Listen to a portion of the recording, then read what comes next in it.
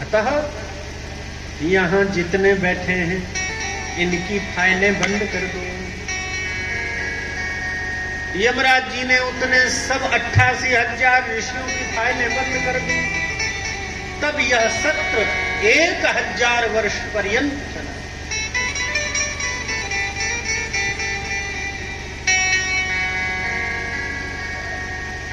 और इसी का लक्षण कहते हुए, संकेत करते हुए कहते हैं, काल व्याल मुख ग्रास।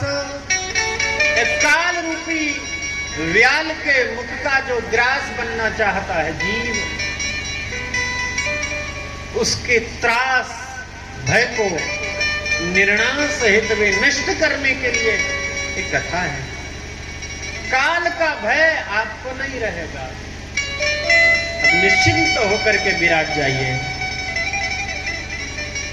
तो शौनकादिक मुनीश्वरों ने कहा, प्रभु ये जो ग्रंथ आप सुनाने जा रहे हैं ये भी तो पुराण है ना? हाँ, ये भी पुराण है। बोले 17 सुन चुके हैं, 18वां सुन करके करेंगे क्या? हमने तो आपसे निवेदन किया है, सार तक तो सुनाओ। इसलिए इससे विलग कोई ऐसा नहीं है जिससे काम चल जाए। काहे के लिए इतनी लंबी संहिता फिर रगड़ोगे? तो श्री सूत जी कहते हैं, प्यारे, एतस्माद् परम किंचित मनः शुद्ध्यै न विद्यते। एतस्मात् अपरम, इसको छोड़ करके कोई दूसरा ग्रंथ मन को शुद्ध करने वाला नहीं है। जन्मांतरे भवेत् पुण्यम, जन्म जन्मांतरों का जब पुण्य पूंजीभूत होकर के, एकत्रित होकर के उपस्थित होता है, तब जाकर के श्रीमद् भागवत महापुराण की कथा श्रवण करने को प्राप्त होती है। अब आप कहेंगे, महाराज यहाँ तो मोहल्ले मोहल्ले में कथा होती है, वहां देखना बैठे कितने, केवल इसी पर नजर रखना, कितने बैठे और कितने चलते चलते आएंगे, टहलते रहेंगे, आसन डाल के बैठेंगे नहीं, निकल जाएंगे।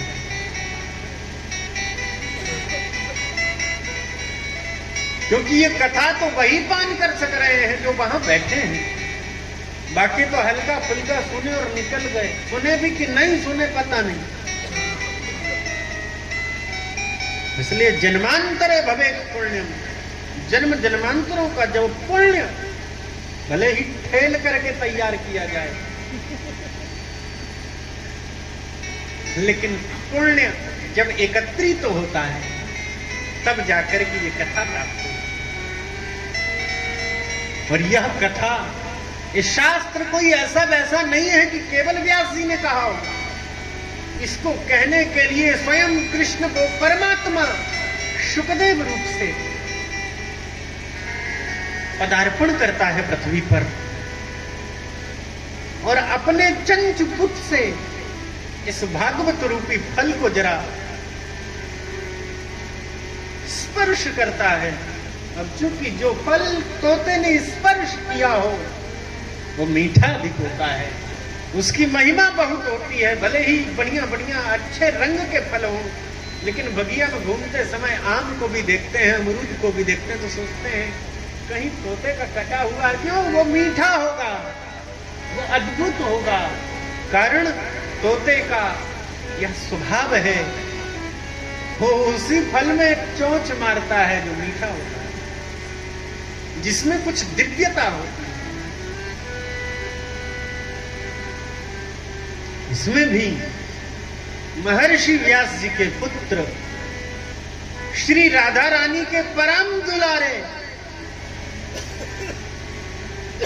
श्री सुखदेव जी की चंचु लगी है।